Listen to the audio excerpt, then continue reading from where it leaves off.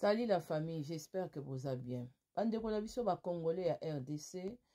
vraiment na liwa ya Diani, na comprendre vraiment que toza na batu moko na communauté, même na niveau ya médical, eza passe po to pesa vraiment confiance. Toza na poto, eza na bandeko misusu, baza komona misusu kozala koloba français nde eza mayele, mais likambo soko ekoyi na communauté, même oyo eza po na santé ya moto eloko misusu ezalaki lié na santé, mais eza na bato misusu interprétation na bango eza kaka compliqué.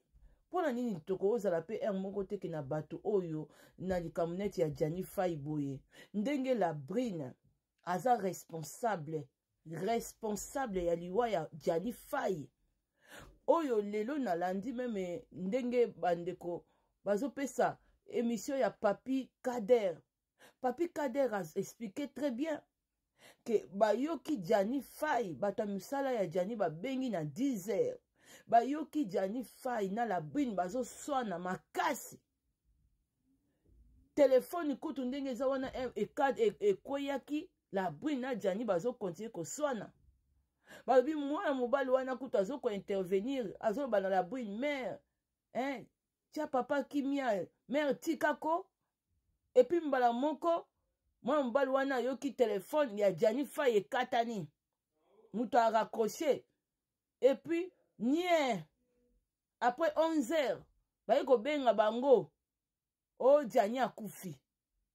Mais bandeko na biso ba Congolais na liwa ya Diani ebele tang autopsie bimi bolobi te ezali nanga sali AVC. Mais AVC provoqué par qui? AVC provoqué par qui? Parce que ezali kamu ya mutu, ezali kamu ya musisa, ezali kamu ndenge ezawana, elo ezali lié même na ba cerveau, na ba makambu ndenge mutu apensaka, ndenge mutu azobomba makambu na motema, azofanisa makambu ezokende même itina mutu. Vous pensez que ce qui Diani Faye a swanaki lundi na la Brine te na ba 10 heures? Est-ce que Diani alingaka kufa? Est-ce que Diani alingaka kufa? Dimanche déjà, Diani a soigné makasi na ange. Lundi, la Brine aeko soigné ça y est. Mais tant que Diani a kufi, la Brine version na pesi biso. La Brine a pesi version ni. La Brine a lobi que Diani a comment ko que non, motema, moto, fungola nga fenêtre. La Brine kaka ye moko, nga na zala kite, na kendaki na ngai rendez-vous. Na zongi bala moko, na kutie. Mais ko swana oyo mwana mobalo a pesi na explication ke ba yoki ye na la Brine na téléphone azo swana. E rumelite ba ko annoncer bango ke Diani a kufi. E bongo sikoyo ko boma mutu bandeko na ngai. Bozalaka nanu pe mayele. Est-ce que ko boma mutu ezali kaka batie mutu mbeli, ezali kaka babeti mutu munduki, to ezali aussi maloba oyo mwana mwasi alobelaki mwana mobali wana lundi wana na tongo elekaki mwana mobali oyo kilo musisa mutu ekeimba na moko kwa mususu bangala mususu bana basi bazalaka nango omona pe mwana ope ozolanda aza pe mwana na yo te. Diani pe na shock wana koyoka kaka pou akoyi mbala moko. Alors mwana mwasi oyo la Brine aza motema makasi la Brine. La Brine depuis tous ces temps on maquillé likambu ya seni na yo. Pe ozo ya kosala eloko ya koloba pe oyebi eloko te. Et puis bandeko na biso musu na communauté bazo ba ote mort naturel. Bazo bote autopsie oui et puis autopsie ezola que ça clair que AVC a Diani ezala ki donc violent parce que musisa ne katani mbala moko bake komona na makile bele to donc ozomona ke mutu choc moko azala ki na kufi nango ya makasi o ezali provoqué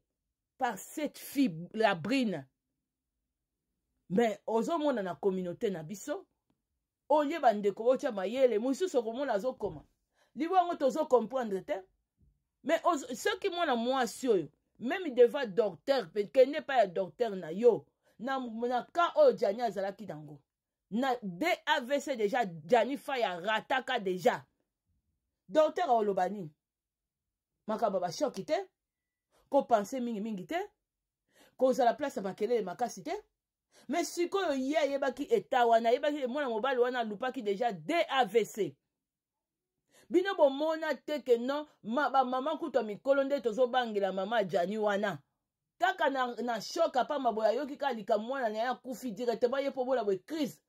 bato mosusu lelo ozomona bakokufa na bango eza te ke non mpo babomaki ye babeti ye masasi batieli ye poison meme kaka na maloba oyo motema bato mosusu bakoma faible bato mosusu bakoma na banere ekoma faible et donc eza lisusu solidité une fois kaka brutal kaka ya maloba mama musisa moto ekatani la brine amaquillé bien scène na ye après sikoyo ebele na communauté botika mwana bato olie ke non totelemela nde likambo boyebaka ke non même koswane koko provoquer aussi a crise wana ekoko provoquer pe yebeloko nini ozosala moninga mabe surtout mobali no na ndako oza déjà kodekone oza déjà kocharge déjà mbanda na misu na ye mais sikoyo kobimisa mangalo mwana na bibiselaki lundi jour wana boyebi te oyo keko kokata musisa mutu mbala moko ka sikoyo kaka bino na communauté comment se fait-il boko oyeba te ke non AVC ya Jani soki la brine te nde Jani lelo aza na bon moye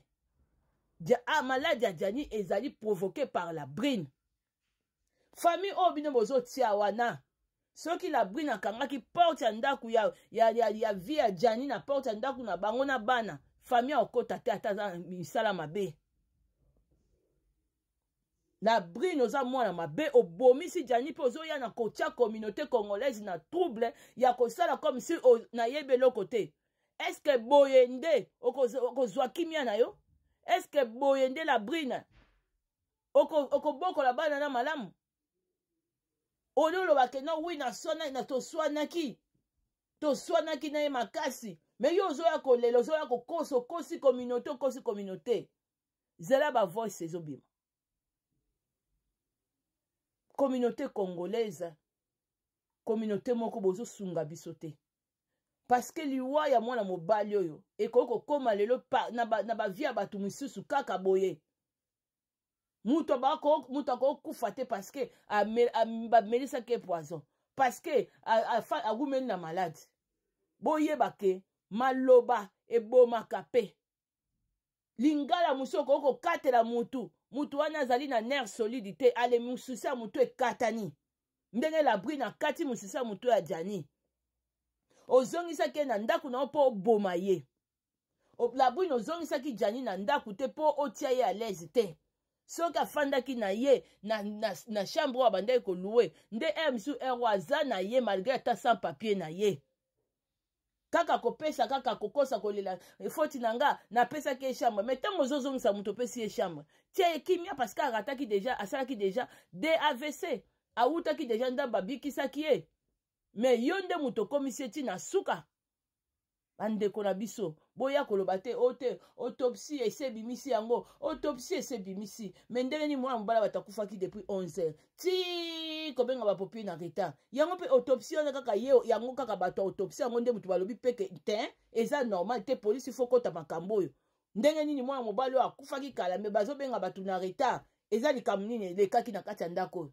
epuis soki médecin mpe akonseyaki mwana mobali oyo Jani ke non azala na suivi et puis azala na place moko ya calme azwa ba choc brutal te azala na banini te bokalisi te ke non ye pe toka aki kobisa médecin ya Jani ke na swanisaki makasi alobaki na ye mais obomika mutu ti bakokonda yo madame tu es responsable parce que ozalaki au courant ya santé ya mutu wana mais osali yango esprit mpona kotorturer moralement non assistance à personne à danger boyebi te kaka osala prison la brine okobeta prison na France pour non assistance à personne à danger au précipité liwa ya muninga au pousser eti asala attaque wana cérébrale au pousser eti misisa mutu ekatana tika koya kosala ki maline koya kokosa ke na yebi eloko te ma sœur ntango famille ya Jani kotelema bakobeliso liboma na barévélation oyo deya na sina monaki nzambe alakisaki ngai la brine kokosa eza mabe beta lisolo ndenge ekomi kobima parce que témoin azalaki ayokaki bino ndenge oswanisaki Jani communauté congolaise botika sentiment